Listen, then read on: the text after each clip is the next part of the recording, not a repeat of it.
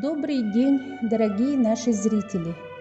Приглашаем вас на виртуальную выставку, посвященную 90-летию Захара Константиновича Степанова, первого профессионального композитора Саха, общественного деятеля и педагога. Удивительный был человек Захар Константинович Степанов, вложивший всю свою любовь и заботу в развитие якутской профессиональной музыки, посвятивший всю свою сознательную жизнь воспитанию плеяды музыкантов. Его душа была безгранично пропитана добротой, отзывчивостью, мудростью. В последние годы своей жизни его не покидала бодрость духа, позитивный настрой и светлые мысли о прожитой и предстоящей жизни. Он не унывал и не жаловался никогда. Даже став незрячим, Захар Константинович умел радоваться от чистого сердца, шутить и подбадривать учеников, коллег в любой ситуации. Он любил жизнь и людей искренне, и это у него очень хорошо получалось. Светлый был человек и остался в памяти для нас таким. Мы, его ученики, коллеги, часто ассоциировали Захара Константиновича с Сиаркян Сясянем, который своим светлым умом, мудростью, необыкновенной энергетикой пропитывал героев, персонажей могучего эпоса Олонхо. Именно Захар Константинович, будучи одаренным и талантливым музыкантом, пропитавший с малых лет искусство слова, магические элементы знахарства от своего деда со стороны матери Уйбана Буахона, перенял основные понятия о картине мира, о мировоззрении Саха, которые он впоследствии воплотил в своей творческой деятельности. Имя Захара Степанова было предначертано судьбой и предназначено выполнить особую миссию первого профессионального композитора из народа Саха, которую он достойно нес на протяжении более 70 лет.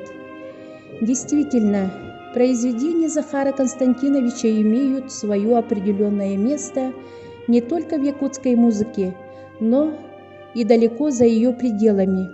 Например, оркестровая пьеса «Ритуальный танец шамана», созданная в 70-х годах, не теряет своей актуальности по сей день. В 1976 году эта пьеса была предложена для оркестра. В 1982 году сделана вторая редакция фортепианной пьесы. В 2012 году симфоническая картина была исполнена наряду с мировыми классическими произведениями симфоническим оркестром филармонии Республики Саха-Якутия. Ритуальный танец шамана – удивительно захватывающий ритуальным действом произведение, окутанное ореолом таинственности и священнодействием. Основа этой пьесы заключена не в мелодии, а в ярко-театральной, зрительной картинности, которая воссоздает магию и специфику в шаманском танце. Его исполняют и исполняли неординарные музыканты, которые могут чувствовать и улавливать непростой ритм, темп, диапазон, ладовую выразительность, интонацию, а также сопереживать сакральный образ якутского шамана. Это произведение Захара Степанова вошло в репертуар пианистов Аизы Решетниковой, Лиры Кулаковской, Марии Махмутовой и других. Особое место в творчестве Захара Степанова занимает жанр песни. Он с особой увлеченностью работал с поэтами-песенниками Якутии.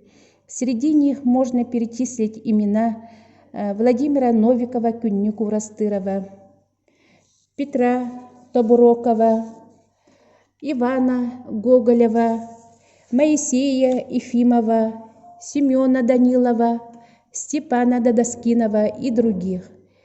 Песня в исполнении якутского Шаляпина Ивана Степанова «Булена» на слова Ивана Гоголева стала неофициальным гимном народа Саха.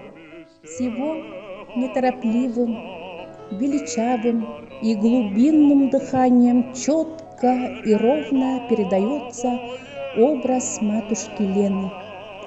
Эту песню, к сожалению, не все могут петь, хотя она всем очень нравится. Это, наверное, от того, что она предназначена изначально и сочинена для голоса бас. А такой голос природа дарит изредка. Фортепианная музыка, кантаты, оратории, концерты, концертины и другие произведения для симфонического оркестра Захар Константинович Степанов исчерпывал из глубины подсознания. Это любовь к местности Манганкерях, где жили его предки, охотники, рыболовы, любовь к родителям-труженикам, которые любили народные песни, сказки, легенды. Его произведения очень философичны, специфичны, поэтому они непросты и не сразу восприимчивы слуху каждого. Захар Степанов дружил и тесно сотрудничал с Степаном Дадоскиновым. В результате совместного обоюдного творческого союза они смогли оставить очень содержательные сборники для музицирования начинающего музыканта. Например, такие поучительные, нравственные детские песни, как «Минябем, моя бабушка», «Мой дедушка Минегем», «Моя мама Ием», «Агам, мой отец», «Балыгым, моя сестричка», «Агагым, моя сестренка» и другие несут большую воспитательную функцию в формировании личности патриота и развивают музыкальное мышление, видение детей. О творческой деятельности якутского композитора Захара Степанова основательно можно ознакомиться в научном издании, подготовленной и выпущенной музыковедом Натальей Иннокентьевной Саньяховой. Называется она «Творить для народа». Захар Константинович был очень деятельным, всегда что-то подпевал, записывал, играл на фортепиано. Ни разу не видели его сидящего без дела. Студентов любил безгранично, помогал, поддерживал как мог. С фольклорным отделением Якутского музыкального колледжа дружил бескорыстно, за что его все поколения любят и чтят безвозмездно. Он преподавал элементарную теорию музыки, сольфеджио, дирижирование, гармонию. Довольно длительное время был бессменным и достойным председателем Государственной аттестационной комиссии выпускников фольклорного отделения. К юбилейному году композитора Захара Константиновича Степанова проведены мероприятия разного формата. 10 декабря в здании Якутского музыкального колледжа училища имени Марка Жиркова открыта мемориальная доска в памяти первого профессионального композитора Саха, общественного деятеля, педагога Захара Константиновича Степанова. И в завершение хочется сказать следующее. Дорогой наш учитель, наставник Захар Константинович, вы у нас в сердцах у каждого. Благодарим за вашу покорность служению Ее Величеству музыки, преданность и любовь к фольклору. Ваши последователи будут верны вашим наставлениям. Пусть творцы искусства, певцы, поэты, музыканты о вас будут слагать светлые произведения, которые будут олицетворять вас всегда.